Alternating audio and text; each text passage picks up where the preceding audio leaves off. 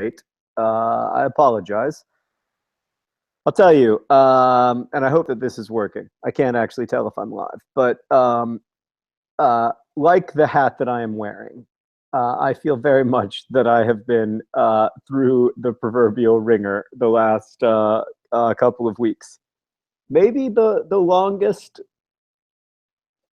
one of the most difficult, challenging periods of my professional life.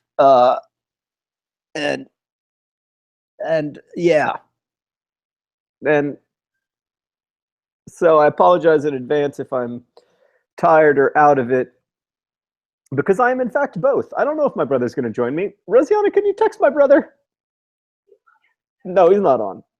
I got this new 100 Days shirt from dftba.com. Pretty excited about that. Yeah, this hat is it's an AFC Wimbledon hat, and I love AFC Wimbledon. And every time I go to a new AFC Wimbledon game, I'm always like, "Hey, you guys got any of those navy hats?" And they're always like, "No, we're sold out at the moment, mate." And I'm always like, "Well, but I only come here like 3 times a year. I just need a new AFC Wimbledon hat because this one it's I don't want to say it's at the end of its life, but it needs to go through some kind of professional rejuvenation project." Oh man. Hi, Oh, John. there's my brother. There's my brother. Hank, have I told you about? I have a couple ideas for calendars.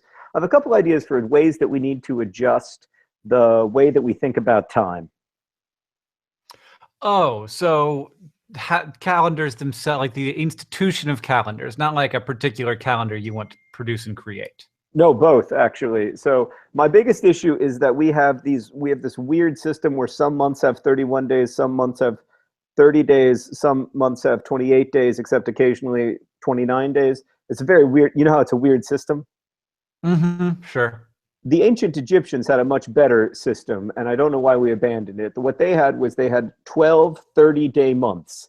And I know what you're thinking, Hank. Well, that creates a problem because then you have 5 extra days, or some years 6 extra days. What do you do with those 5 or 6 extra days, right? Are you ready to find out? Because I have an answer. Well, okay, what's your answer? My answer is those 5 or 6 days are just, we don't talk about them. Word for them. We don't have names for them. It's just like, these are the days like it's like they're all leap days. They're all just like, it's like this like 5-day or 6-day long month that's just like nobody works, nobody does anything. It's a time for family, it's a time for love. It is a global human holiday. That is what it was for the ancient Egyptians, by the way. 5 or 6 days a year, they would have what to them was a global human holiday. This is a brilliant idea. One of the biggest problems we have as a species right now is that in the last 200 years, we have become incredibly well connected to each other, so that in many ways, we have just one global culture. But we do not have one global culture when it comes to celebrations. In fact, there are essentially no human-wide celebrations at the moment, which is insane. There obviously should be. Now, we got a couple times, we're close on a couple ones. May 1st is celebrated by people all over the world. But like in communist countries, it's May Day. And in America, it's called Loyalty Day. So that's not working. That shouldn't be a thing.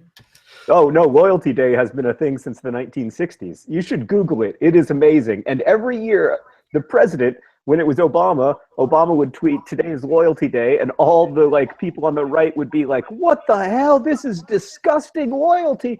And then when Trump tweeted, "Today is Loyalty Day," sure enough, all the people on the left were like, "What the hell? I'm not loyal." That's not what this country is about. It's neither of their faults. Loyalty Day massively predates both of them. Anyway, that's my idea. I think we need a human-wide 5-day month holiday. I mean, changing, so we can't even switch to the metric system, John. We can't global, like one of the amazing things is that we all use the same calendar. Like that's pretty remarkable that we've managed that even. Yeah. But I do not expect that we can, once we have all settled on a calendar, that we could change it. Hank, there are a lot of Tuatarians in the comments, and I just want to say hi to them and thank you for continuing to crack our incredibly difficult riddles and for keeping the secrets that you have learned while cracking those riddles secret, even from my brother, who, by the way, does not know some of the things you know. Oh yeah, no, I don't. I certainly, I have not been able to follow Tuataria. A couple of the recent clues have been of fairly, I would say, of broadly of interest to you, but we can talk about that offline. Oh, okay. Jacob asks, where do you guys work? Which is a great question. My office is in Indianapolis, Indiana, and it's kind of off to a corner, and we have the floor of this small office building, and that's where everybody who works on Crash Course and Mental Floss and the art assignment, healthcare triage, all those people work kind of down the hall from me, and then Rosiana works in the office next to mine.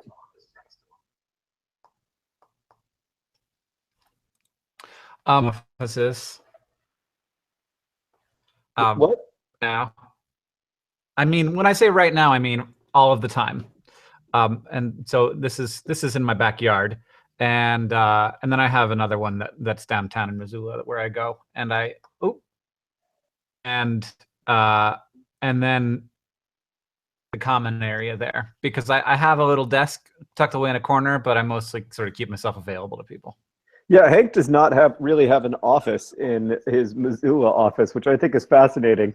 You have to walk through like 7 closed doors to get to my office.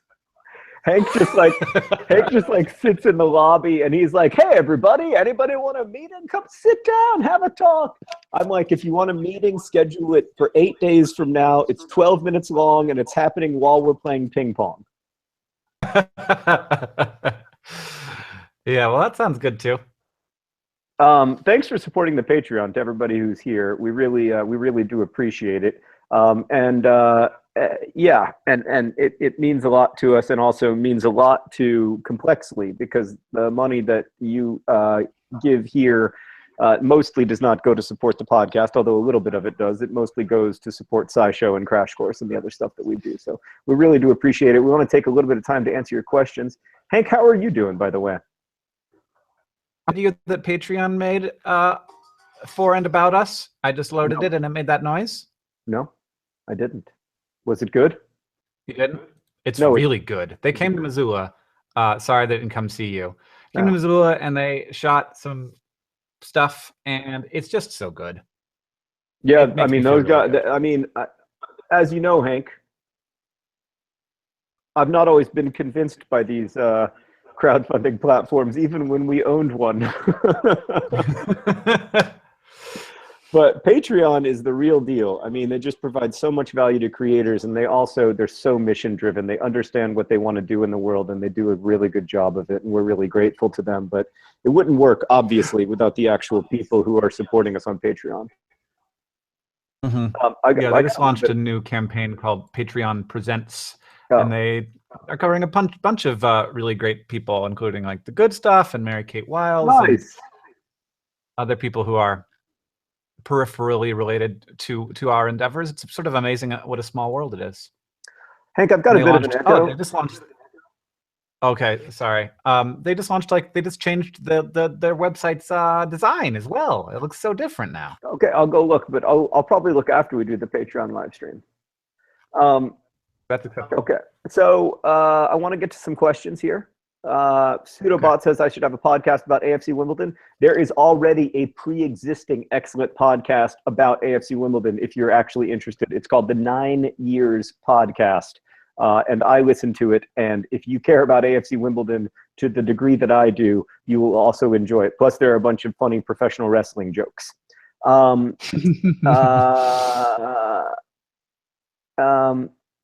There's a lot of Tuatarians in comments. It's pretty shocking. Westerly Wick says that they had forgotten about all of the P4A digital perks because we have been so good at delivering them on time. And thanks for all the ones we've been getting lately. I hope you enjoyed the short piece of the thing that I've been working on. And Hank, I listened to the first 2 chapters of your book, and I greatly enjoyed them.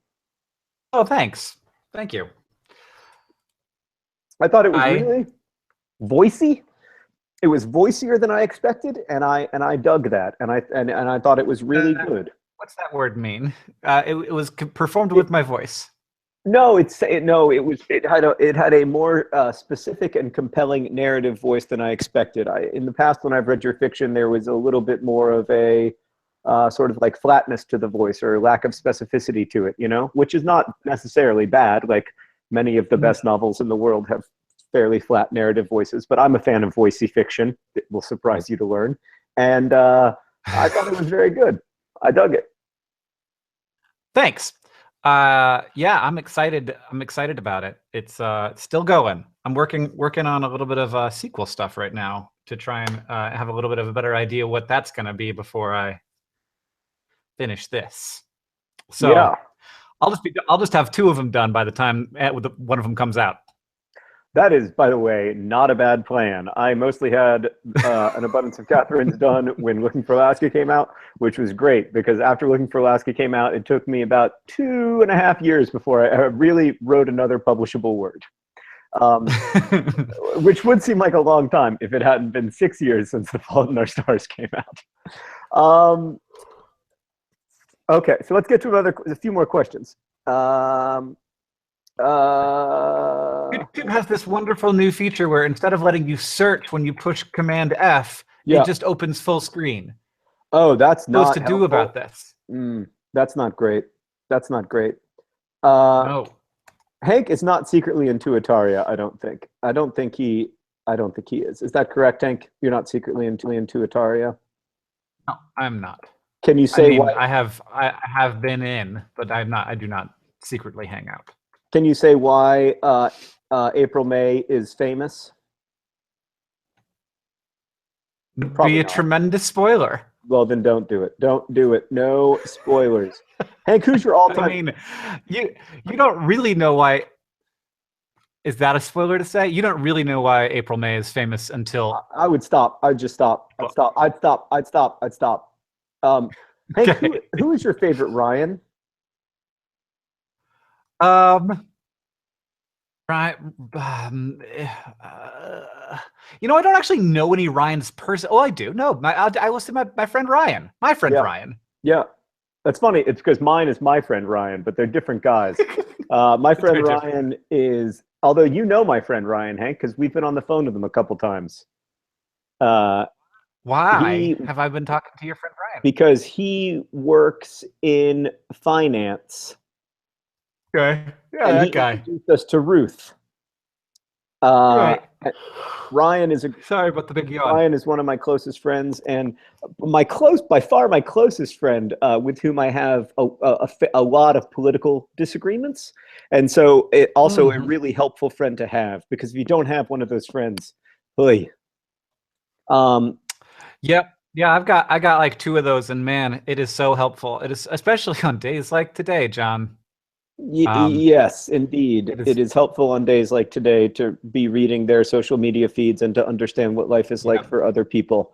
Although I have to say, I have, because of things that were going on in my personal life, almost no idea what happened, except that something happened, and now does not seem like a good time to fill me in. So I will just read. Well, I'll do what I've been doing lately, which is that I will read the newspaper in the morning when there will be a lot more settled information, and I will be able to have a better understanding of what actually happened, rather than trying to like pick it up as I go. Yes. Instead of wasting the last 2 hours being confusedly furious like I have. Someone asked how my baby is. He's so good. Yeah. He's doing this thing. He's doing a new thing, John, where we go like this, and then he's like, I bet that would be cute on a baby. It's so cute. I bet that'd be cute on a baby. Jennifer Spangler asks, hypothetically, if we want to support Complexly in the most useful way we can, does it matter whether we donate on the individual Patreon pages or on Dear Hank and John? No. Is that correct, Hank? I I don't know what's correct. It doesn't really. I mean, if you want to support Crash Course, then that money will all go to Crash Course. If you want to support SciShow, donate to SciShow, or support SciShow. It's not really a donation.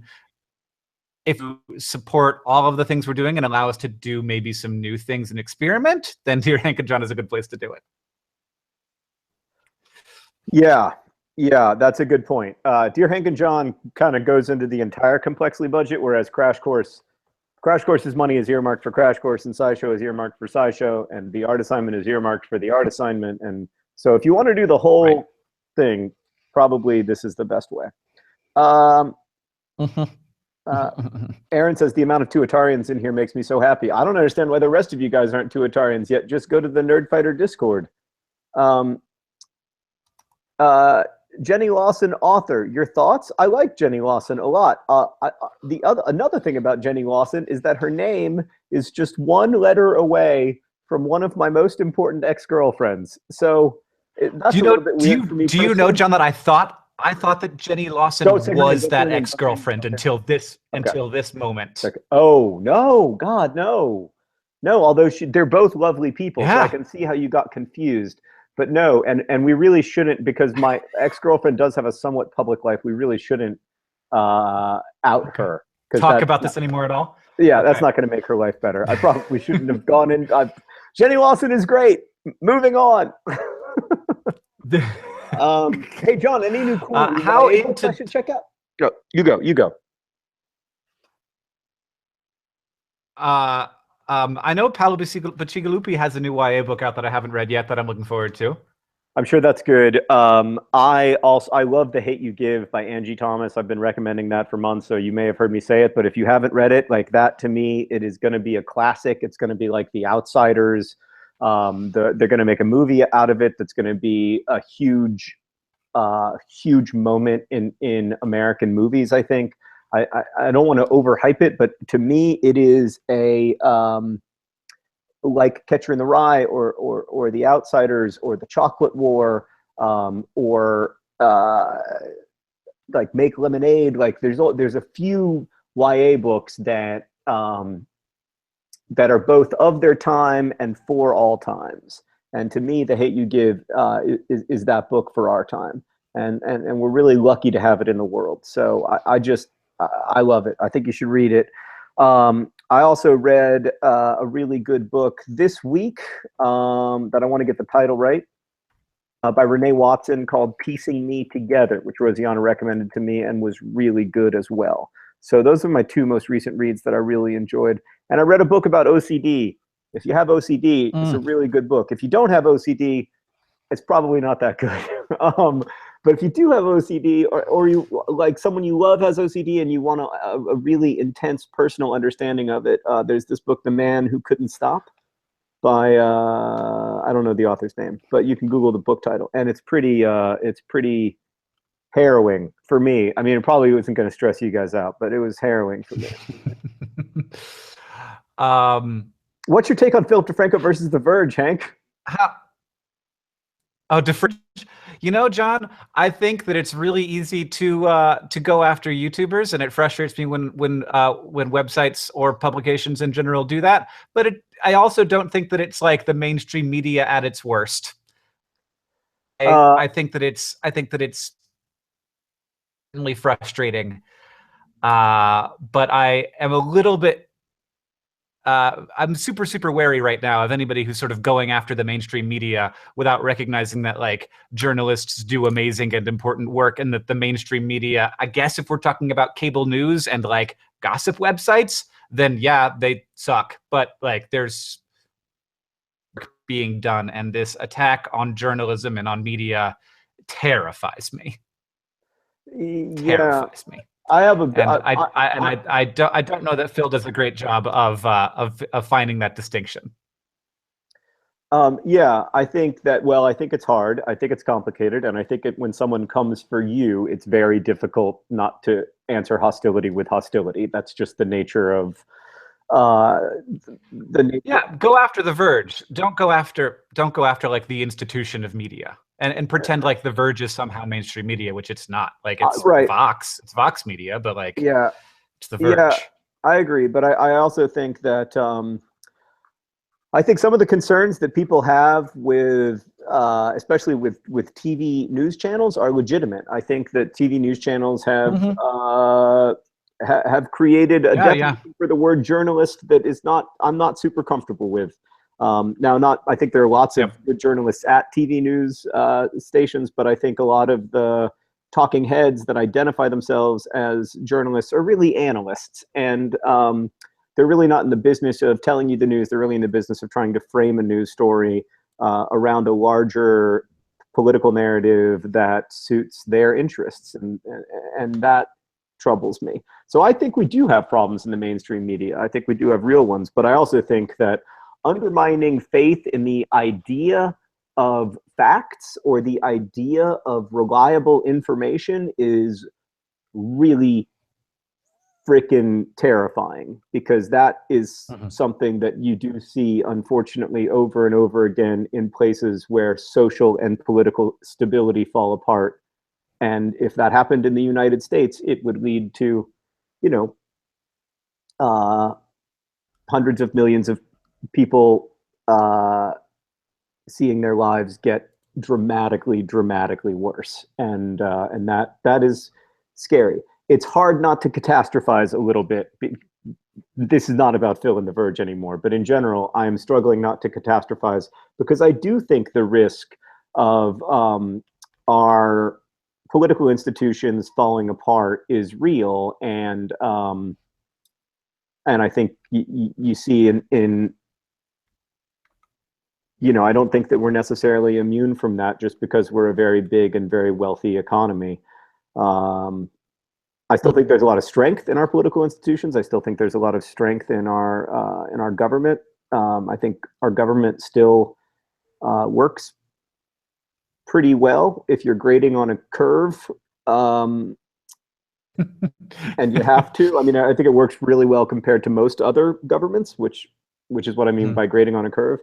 And so I am not like despondent, but I am much more worried than I was 5 years ago, and it's not because of the election of Trump or any other single data point. It's because I don't think people are talking to each other as effectively, and I do think that there's way more radicalization on both sides. And I also think that there's still a lot of strength in good uh, like I think that we have good structures for gathering and disseminating information. I just think that there are also lots of other structures that are new and worse. And Yep. a lot of the old structures are getting sort of pushed in those directions because they feel as if they have to compete with those new things. John, I I have a mean, more serious question, if okay. it's okay to bring out of this conversation, because I feel like we talk about it a lot and it just Yeah. makes me sad. Okay, great. Let's do it. Are you a big were you and are you a big fan of DuckTales, and are you excited about the reboot? Um, Yes, I'm very excited about the reboot because of the cast. It's going to be amazing. It's going to be at least a million times better than the actual DuckTales. My only concern is that they might forget what made DuckTales good, which was DuckTales being bad. I can't remember any of the stories of DuckTales except maybe for one of the comics that I had, which I read a lot when we were away from TV, and so I would read this DuckTales comic over and over again. Mm-hmm. It was about Bigfoot, or like the Abominable Snowman. Is that what they did? Did they like were It's they about the like Bigfoot abominable hunters? snowman. Was that what It's about the DuckTales abominable was? snowman. I remember it. I remember it like it was yesterday. I hadn't thought about it. I hadn't thought about it in 25 years, but I remember it perfectly. DuckTales. Abominable. How do you spell that? Nope. Snowman. I spelled abominable wrong, but that's okay. Yep, there it is. It was also apparently an actual episode of DuckTales. Just a comic. I'll after the podcast. Yeah. Sorry, we're setting up for the pod. Somebody in the comments who read the book about OCD, The Man Who Couldn't Stop, told me that the author's name is David Adam, which is correct. He's one of those people with two first names. I'm generally suspicious of those people, but Yes, I'm very excited about the DuckTales thing. Holza asks a great question. How can they improve on the theme song, though, and will they attempt it? I hope not, because the DuckTales theme song is overwhelmingly the most successful part of DuckTales. Mm-hmm. Yeah. Yeah. I wouldn't even want Carly Rae Jepsen to do it or something. I would they just got to have the original people back to produce it. The only way that you could do is if in between the verses of DuckTales, you had a Lin-Manuel Miranda quick fire ode to each of the DuckTales individually. So you would have a 3-part this is a terrible idea. It's not that. I mean, I don't know. Listen, Hank. If I were good at reviving. No, John. I just had a great idea. Okay. DuckTales. Yeah. Theme song. Yeah. Smash Mouth's All Star. I mean, I'd love to hear that. I'd love for you to deliver on that, but I feel like that might be one of those things that might be a promise you make but you can't keep. Somebody once told me that life's like a hurricane. Nope. Doesn't really work. It's a good idea. It's like the thing is there's so many great ideas, but so few of them actually work. Somebody once told me that the world's gonna roll me. I ate the sharpest tool in the shed. She was looking kind of dumb with her finger and her thumb in the shape of an L on her forehead. Well, years start coming, and they don't start coming. Fed rules, hit the ground running. Didn't exist, not to live for fun. You break it smart. Hey, can't stop. Okay, well, I feel like I've done as best I could do at that, and I think that it was probably the best thing I've ever done, so I'm just gonna stop now. Yeah, I mean, it was I don't know if it's Becoming a Father or that horrible version of the DuckTales theme song. It's half and half. Hey, Lindsay, I just want to read Lindsay's comment real quick. We've had so many good comments that we didn't read. I apologize. Hank, you helped me figure out how to send coffee to the real journalists at the Postman Chronicle last month. Thank you. That's a great thing to do. Oh, yeah. Thank you for doing that. That's cool. Thanks for doing that. Yeah, so... And let us briefly, Hank, on our way out here, say again, thank you. And also let us sing a hymn in praise of moderation. Let us sing of the virtues of walking in the middle of the path, which is not the most glorified way. It's not the people that people write songs about. It's not the people that, but I really, really believe that there is value in the middle path. I think the Buddha was dead right about that. That's all I want to say. I kind of lost what you said there in the middle, I think due to a glitch of the website. But I heard that there's value in the middle path, which I agree to, and I'm really want to live in France now. Oh, I don't know. I want to live in America, just in a moderate America. Thank you guys so much for being here, and as always for your interesting questions and comments. And we look forward to talking with you next month. In the meantime, I hope you're enjoying This Week in Ryans. This Week in Ryans. We're having a great time making this stupid podcast for 200 people. But if you can't afford This Week in Ryans, I also want to let you know something that's very important, which is that This Week in Ryans is not good. What is it not, John? You dropped out. Not good. It's not good.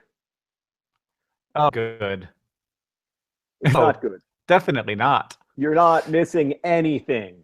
Do not feel bad about not being able to afford that $5 tier. You're missing nothing. Uh-huh. Did I do a good job hard selling it? I mean, you did, and but I will say that it's possible that this week's This Week in Ryans is just going to be 100% me singing the DuckTales song with the words from Smash Mouth's All Stars. So you will miss out on that. Oh, well, I'm sure people will be devastated. How will they go on? Don't worry, Hank. Somebody will leak that audio, and it'll make its way out into the internet, and it'll light up the BitTorrents like the Gray album by DJ Danger Mouse and Jay-Z did back in the day. All right, thanks for listening. Have we done Meg Ryan yet? We did Meg Ryan, right? Okay, yeah, we did Meg Ryan. We gotta go make a I'm trying to podcast. pick my rhyme. Okay, thank you, everybody. Bye, guys. Bye.